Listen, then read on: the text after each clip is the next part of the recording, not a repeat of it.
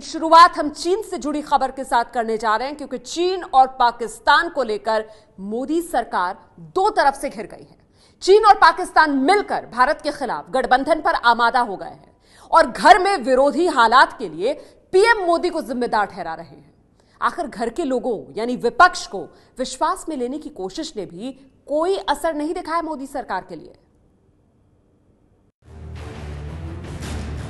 जम्मू कश्मीर की स्थिति और चीन के साथ तनाव भरे रिश्ते को लेकर संसद शुरू होने से पहले मोदी सरकार ने सर्वदलीय बैठक इसी मकसद से बुलाई थी कि विरोधी दलों को भरोसे में लिया जाए।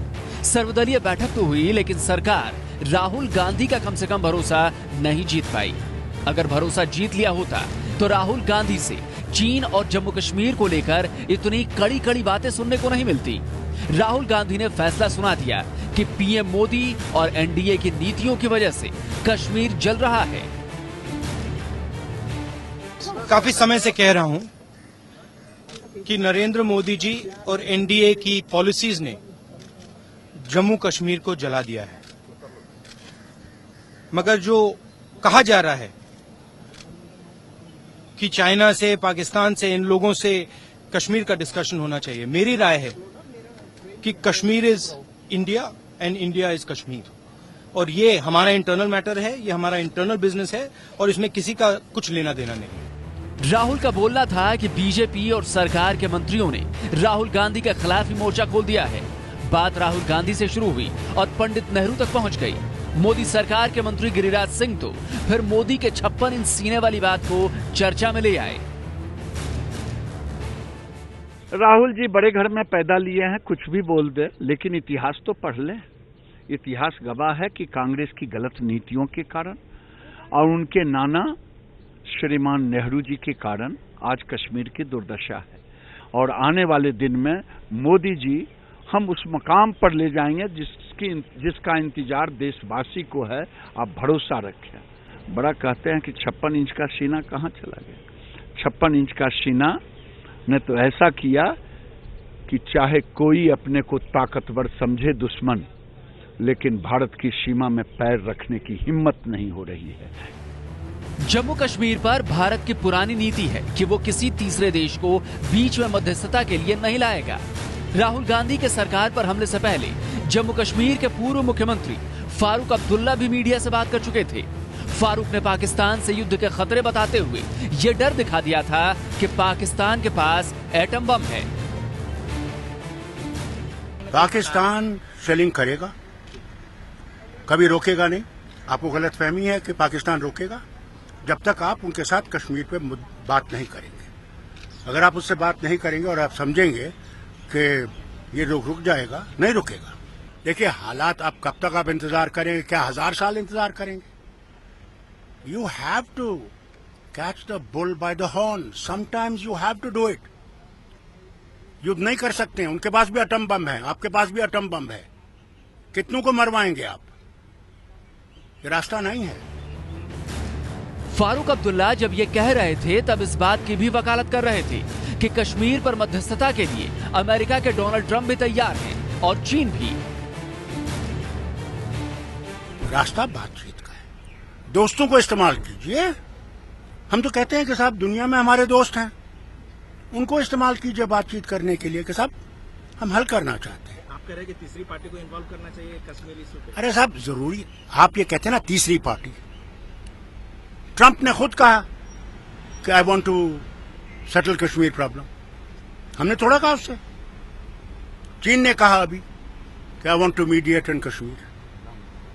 किसी को तो आपको इस्तेमाल करना पड़ेगा बातचीत करने। हम थोड़ा कहते हैं उनके हवाले कर दो। जैसे सरकार पर हमले करके राहुल गांधी पर हमले शुरू हो गए, वैसे ही फारूक अब्दुल्ला भी गिर गए। किसी कीमत पर मध्यस्थता स्वीकार करने की कोई बात नहीं है। पहली सरकारों की भी यही नीति है, इस सरकार की भी यही नीति है।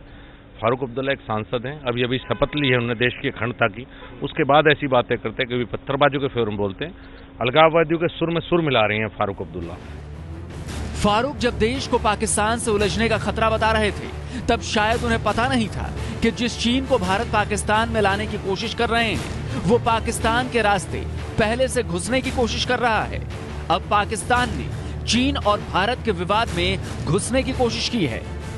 भारत में पाकिस्तान के हाई कमिश्नर अब्दुल बासित दिल्ली में चीन के राजदूत से मिला है।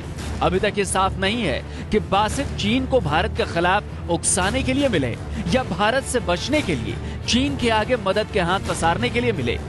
मुलाकात ऐसे वक्त में हुई है जब चीन को लेकर भारत का टकराव डोकलाम पर हो रहा है। डोकलाम में चीन की सड़क रोकने के लिए भारत भूटान के साथ खड़ा हो गया है। चीन की तैयारियों से लग रहा है कि वो युद्ध की तैयारी में जुटा है। कल विदेश मंत्री सुषमा स्वराज ने संसद में खड़े होकर कहा कि भारत बातचीत के लिए तैयार है, लेकिन दोनों देशों को अपनी सेनाएं वास्तविक स्थिति पर बुलानी होंगी। हम जो इस भूमिका में आए वो इसलिए आए, जब तक चीन और भूटान की सीमा चल रही थी हमें कुछ नहीं था। हमारी अपनी सीमा विवाद चल रहा है, उसका हम लोग अपने आप हल कर रहे हैं, लेकिन ट्राई जंक्शन पॉइंट आते ही हमारा हित आ गया। अगर चीन यूनिलेटरली उस ट्राई जंक्शन पॉइंट के स्टेटस को बदल देता है तो सीधे सीधे फिर हमारी सुरक्षा को चुनौती होती है। मांग उनकी ये कि हम अपनी सेनाएं वहां से विड्रॉ। आप कहते हैं कि हम क्या चाहते हैं? हम ये चाहते हैं कि अगर संवाद चल रहा है कि भी अगर कोई बातचीत बैठकर करनी है तो दोनों अपनी अपनी सेनाएं हटाएं। चीन ने सुषमा के बयान को लेकर एडवेंचर करार दिया है।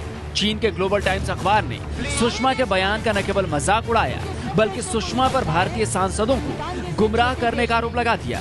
अखबार ने लिखा, भारत के विदेश मंत्री सांसदों से झूठ बोल रही हैं। भारत ने पहले चीन की जमीन पर अतिक्रमण किया।